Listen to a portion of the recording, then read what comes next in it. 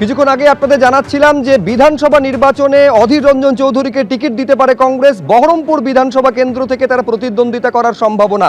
সেখানে তৃণমূল কংগ্রেস প্রার্থী হিসেবে দাঁড় করিয়েছে নাড়ুগোপাল মুখোপাধ্যায়কে।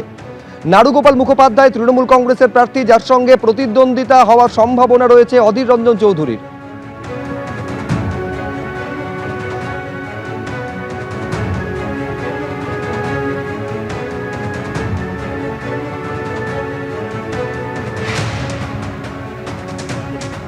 আমি মনে করি বহরমপুর শহর এমন একটা শহর যার গরিমা, যার মাধুর্য, যার কালচার, এটা মানে একটা এত লুক্রেটিভ, এত মানুষের কাছে গ্রহণযোগ্য।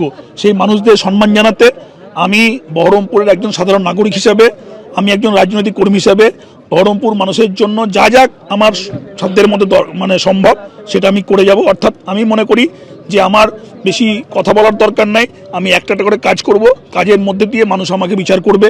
আমার মনে হয় আমরা এমন কোনো কাজ করি না যেখানে মানুষ আমাদেরকে প্রত্যাখ্যান করবে। বহরমপুর শহরের যেমন একটা বড় ঐতিহ্য দুর্গাপুজো। প্রার্থী তালিকা ঘোষণা হওয়ার পর শাসক থেকে বিরোধী সব রাজনৈতিক দলের প্রার্থীরাই নেমে পড়েছেন প্রচারে। কেউ প্রচারের জন্য মিছিল করছেন, কেউ সারছেন জনসংযোগ।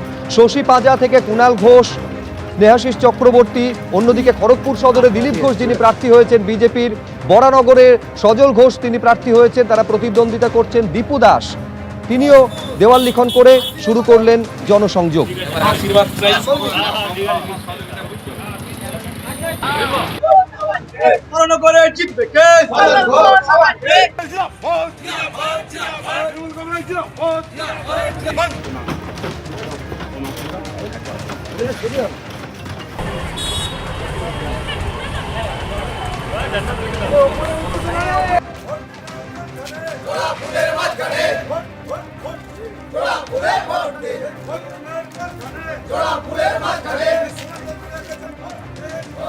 এখনো ছাপিয়ে যেতে পারিনি।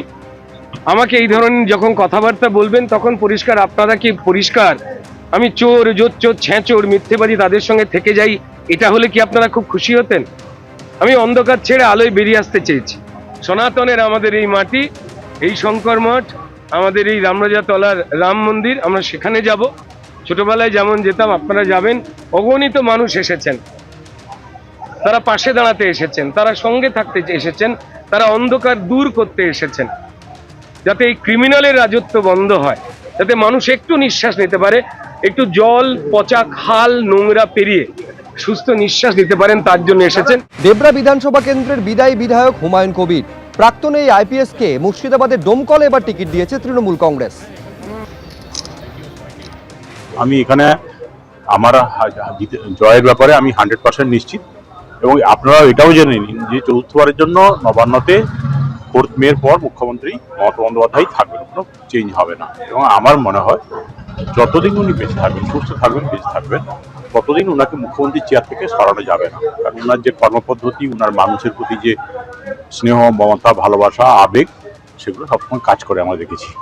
কিছু অ্যাবারেশন আছে, কিছু গন্ডগোল আছে, এটা ওটা হচ্ছে। এত বড় একটা স্টেট যেখানে 10.5 কোটি মানুষ, কিছু তো গন্ডগোল থাকবে, কিন্তু ওভারঅল যা উনি পারফরমেন্স দিয়ে যাচ্ছেন, যেভাবে মানুষকে দেখছেন, তাতে ওনার পরিবর্তনের কোনো সম্ভাবনাই নেই, এবং অনেক দূর দূর পর্যন্ত।